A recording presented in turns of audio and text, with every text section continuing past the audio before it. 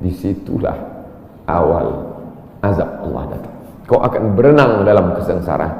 Mudah-mudahan Allah mengampuni dosa kita semua, dosa ibu bapa. A'udzubillahi minasyaitonir rajim. Bismillah.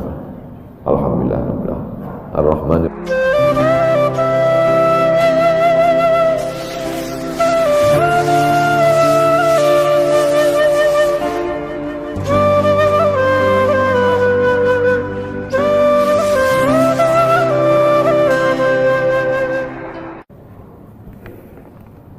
Semoga Ustaz senantiasa diberikan Allah kesehatan. Amin. Saya dari Medan. Ada juga orang kampung saya di sini. Bagaimana cara bakti seorang anak? Cara membahagiakan orang tua berjarak jauh dengan kita, sedangkan bertemu dekat bersama orang tua mungkin hanya 1 tahun sekali, Idul Fitri saja, karena harus bekerja di PT Antam Tbk Sulawesi Tenggara. Ada sesuatu yang tak bisa kita bayar dengan uang. Tak bisa dibayar dengan uang. Yang bisa merasakan ini orang yang orang tuanya sudah meninggal. Yang masih hidup tak bisa. Lam ya'rif man lam yadhuq. Yang tak pernah merasakannya tak bisa menceritakannya. Karena tak bisa dirasakan. Setelah orang tua itu tak ada, barulah kita rasa dunia ini hampa, tak ada gunanya. Duit itu tak ada gunanya, mobil itu tak ada gunanya, rumah itu tak ada gunanya, apapun tak ada gunanya. Waktu dapat saya gelar doktor dari Sudan, pulang saya ke rumah, tak ada gunanya. Tak bisa lagi diceritakan. Dulu apapun yang dapat diceritakan, mak, aku dapat sorban dari mak, aku dapat peci. Setelah pulang tadi, pulang dari Brunei dapat gelar visiting profesor di Universitas Islam Sultan Syarif Ali. Tak ada gunanya, hampa. Paling-paling ditulis di baleho aja, profesor, doktor. Tak guna. Untuk menunjukkan bahwa kita bukan ustaz kaleng-kaleng. Nanti setelah dia tidak ada, barulah kau cari mana kain yang pernah dia pakai dulu, mana sajadah yang dulu dia pakai waktu sholat, di mana dia dulu sering duduk. Bekas tempat duduknya aja pun bisa menghilangkan rindu. Bekas tempat duduk. Tempat dia duduk dulu, tempat dia duduk makan kacang sambil minum teh. Duduk kau di situ bisa menghilangkan rindu. Quran yang dia baca dulu lengkap dengan rehalnya. Bangun kau tengah malam, kau bentang sajadah, duduk kau di situ. Kau buka Quran yang dia baca dulu, hilang rindu. Tapi setelah dia tak ada, makanya mumpung dia masih ada, ciumlah tangannya, peluklah badannya, ciumlah keningnya. Kalau kau ada duit, kirimlah. Tak bisa, karena cari makan jauh Pak Ustaz. Mesti terbangun dari Sumatera sampai kemari. Apa boleh buat? Memang begitu kondisi ekonomi kita sekarang. Allah tidak marah, tapi kalau kau mampu, kirimlah. Siapa orang yang kira-kira bisa digaji, dibayar untuk memasakkan dia di rumah? Berkirimlah. Karena sampai masanya nanti duit yang banyak itu tidak ada gunanya. Sebanyak apapun kau simpan, tak ada rasanya lagi, hampa, tak ada gunanya. Maka mumpung dia masih ada, Idul Fitri paksa-paksakanlah pulang. Mahal tiket pesawat, tabunglah. Teleponlah. Masih ada dia menyambut teleponmu, berikan HP yang kira-kira lama dia pakai, tinggalkan. Mak, ini chargernya, ini handphonenya, ini baterainya, persiapan kalau rusak, pasangkan di sini. Nanti kalau aku telepon, sampai masanya nanti handphonenya berbunyi tapi tak ada yang angkat. Selagi dia masih ada, senangkanlah hatinya. Kirimkanlah kain. Kain itu tidak akan dia pakai, tapi insya Allah menyenangkan hati dia. Ketika hatinya lapang, lapang rezeki. Ketika hatinya senang, senang hidup. Tapi kalau sudah hatinya sempit, meleleh air matanya rindu karena tak pernah kau telepon, disitulah awal azab Allah datang. Kau akan berenang dalam kesengsaraan. Mudah-mudahan Allah mengampuni dosa kita semua, Gimana hukumnya memberi hutang kepada orang minjam tapi berkali-kali nggak pernah bayar? Apakah kita termasuk orang yang menzolimi dengan tidak mendidik orang tersebut menjadi mandiri? Karena sepertinya tak pernah mandiri dan tidak berniat untuk melunasi. Ayat yang paling panjang dalam Al-Quran, surat Al-Baqarah 282, satu lembar. Bukan tentang puasa, bukan tentang sholat, bukan tentang baca Quran, bukan tentang zikir, tapi ayat yang paling panjang tentang bayar hutang.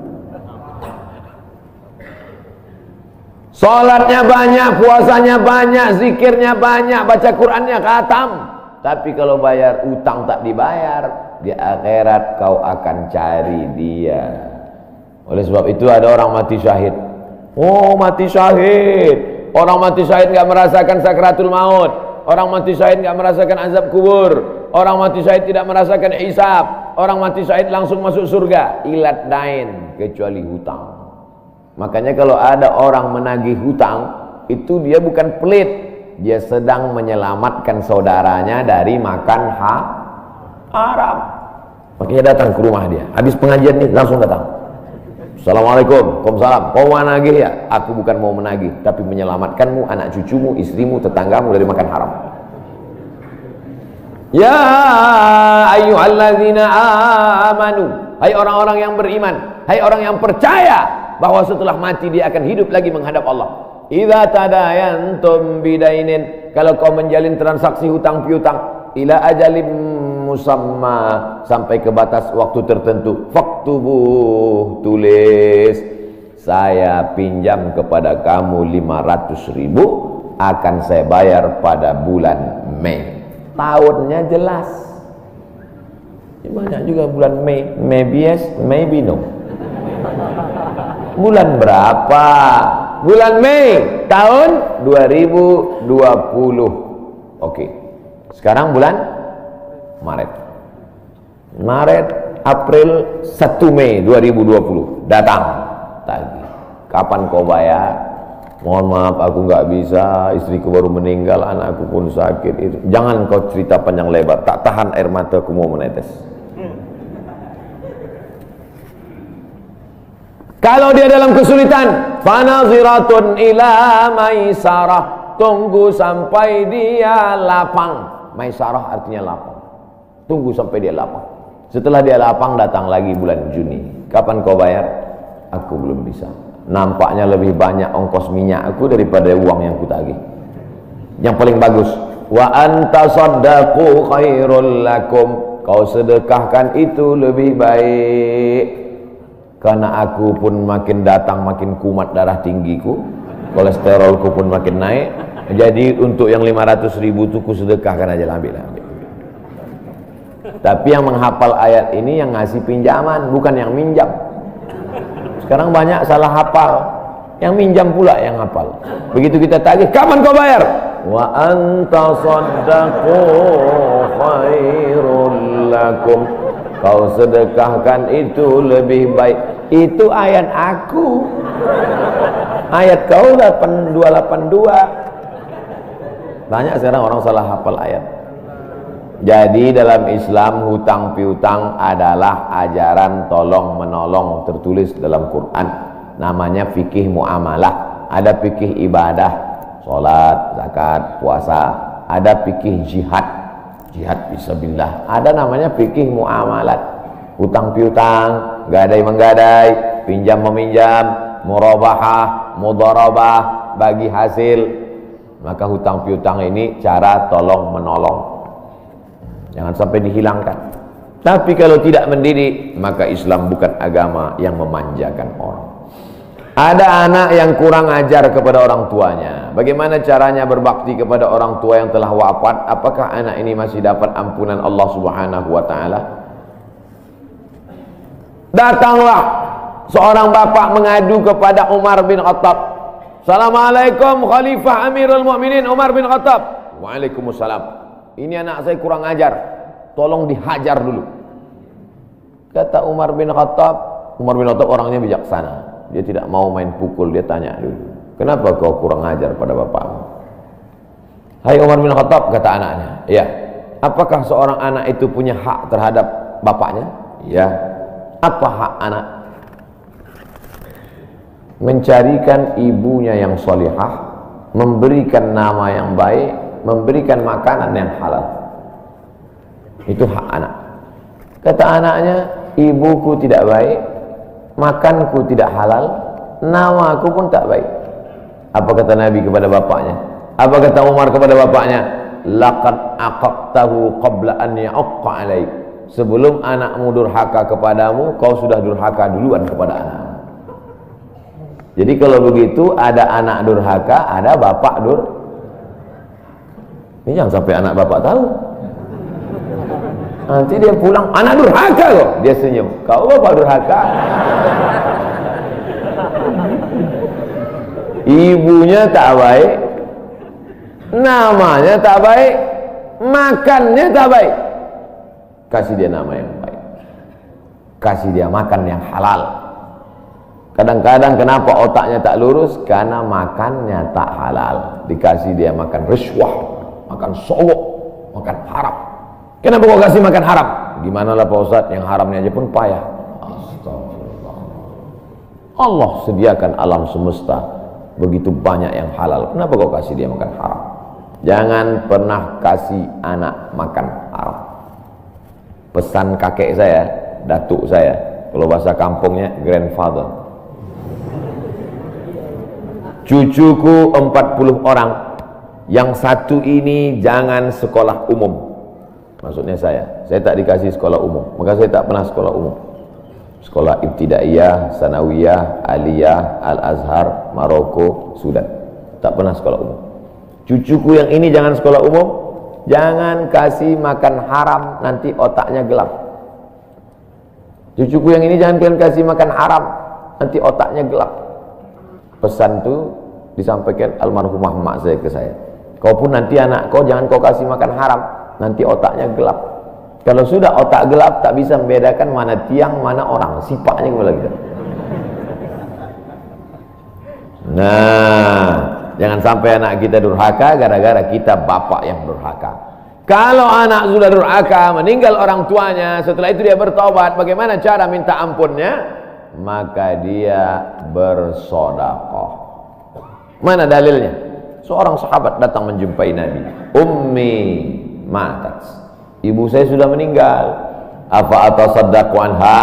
Kalau saya bersedekah, apakah pahalanya sampai kepada almarhumah ibu saya? Kata Nabi, tasaddaq, bersedekahlah, sedekahmu sampai. Maka wahai anak-anak durhaka yang sudah mati ibu dan bapakmu, maka datang kau habis pengajian ini langsung ke tempat anak yatim, panti jompo, sekolah-sekolah, pondok pesantren. Tanya Pak Kiai, Pak Kiai, apa yang kurang di pesantren ini? WC. Karena pesantren santrinya 1000, WC-nya 2. Bayangkan panjang antriannya. Berapa yang keluar dalam celana? Saya bangunkan WC, pahalanya mengalir untuk almarhumah. Maka pagi, petang, siang, malam mengalir pahalanya. Sedekah. Ayu sedekatu afdal. Apa sedekah yang paling afdal? Sakyul ma', memberi air minum. Sedekah yang paling afdal, kasih air minum. Saya ceramah di Banjarmasin, di depan rumah seorang pejabat. Itu ada kulkas, tapi nggak sampai beku, freezer. Setiap dipencet keluar air dingin. Gelasnya dikasih pakai rantai besi, takut dilarikan tukang ambil aluminium.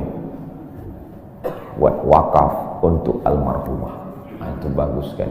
Saya ceramah di Malaysia, di pintu masjid itu ada kotak box. Kalau kita ambil satu botol, keluar botol baru. Ambil satu botol, keluar botol baru. Wakaf untuk, itu bagus, sedekah. Jangan sedekah teh botol, nanti dia kena diabetes. Air putih, ini bagus, mengalir. Sedekah sumur bor, pergi ke masjid, putar keran, nggak ada air. Tanya pengurus masjid, Pak pengurus, ya, mana sumur bor? Nggak ada, saya buatkan. Langsung bunyi. Itu berarti cash itu. Begitu cara berbakti pada orang tua dengan sedekah. Tapi Pak Ustadz, saya jangankan sedekah, makan saya pun Senin Kamis Pak Ustadz doa, Allahumma fir lahu warhamhu wa'afihi wa'fu anhu. Bangun tengah malam, Rabbi firli wali walidayya warhamhuma kama rabbayani shaghira. Apa itu bid'ah? Bid'ah membuat sesuatu yang tidak dibuat oleh Nabi Muhammad SAW. Tidak ada dalilnya dari 3 aspek: qauli, fi'li, takriri. Perbuatan yang tidak ada dalilnya bid'ah. Jangan dikatakan perbuatan yang tidak dibuat Nabi bid'ah. Perbuatan yang tak ada dalilnya bid'ah. Karena kalau dikatakan yang tidak dibuat Nabi bid'ah, Nabi tidak pernah pakai peci. Tunjukkan saya mana hadis Nabi pakai peci. Berarti peci ini bid'ah. Nabi mimbarnya tangganya dari depan. Ini masjid tangganya dari belakang. Berarti mimbar ini bid'ah. Mimbar Nabi tangganya dari depan, 3 lantai, 1, 2, 3. Jadi yang dimaksud dengan bid'ah perbuatan yang tidak ada dalilnya. Misalnya jam 12 siang ada bapak-bapak di panas terik tegak menghadap matahari. Pak, bapak ngapain? Aku mengagungkan Allah di bulan Rajab. Bid'ah itu, karena tidak ada dalilnya sama sekali.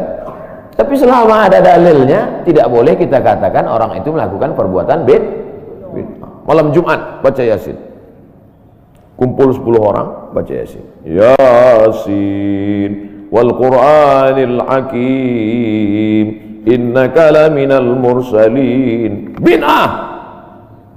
Loh, coba lihat dalilnya. Yang dibacanya itu Quran apa Quran? Quran. Baca Quran apa pahala? Yasin itu Quran atau enggak Quran? Quran. Man qara'a Yasin fi lailatin, siapa yang baca Yasin suatu malam, asbaha maghfuran lah, subuhnya sudah diampuni dosanya. Mestinya baca Quran itu semua, tapi karena dia enggak sanggup semua, dia pilih hati Quran. Hati Quran itu Yasin. Sentuhlah dia tepat di hatinya, dia akan jadi milikmu untuk selamanya. Makanya orang sebelum ngapal Quran semua, yang dihafal hatinya dulu. Itu sebelum ngapal Quran, yang dihafal hatinya dulu. Apa hati Quran? Ya, Yasin. Tapi jangan hatinya aja seumur hidup, yang lain juga. Nah, jadi jangan salahkan orang baca Yasin. Baca Yasin bid'ah. Loh, Yasin kan Quran. Baca Yasin malam Jumat nggak masalah. Seumur hidup baca Yasin masalah. Karena banyak surat yang lain. Baca juga Al-Fatihah, Al-Baqarah, Al-Nisa, Ali Imran, An-Nisa, Al-Maidah, Al-An'am. Nah, jadi mudah. Perbuatan tidak ada dalilnya bid'ah. Selama ada dalilnya tidak bid'ah.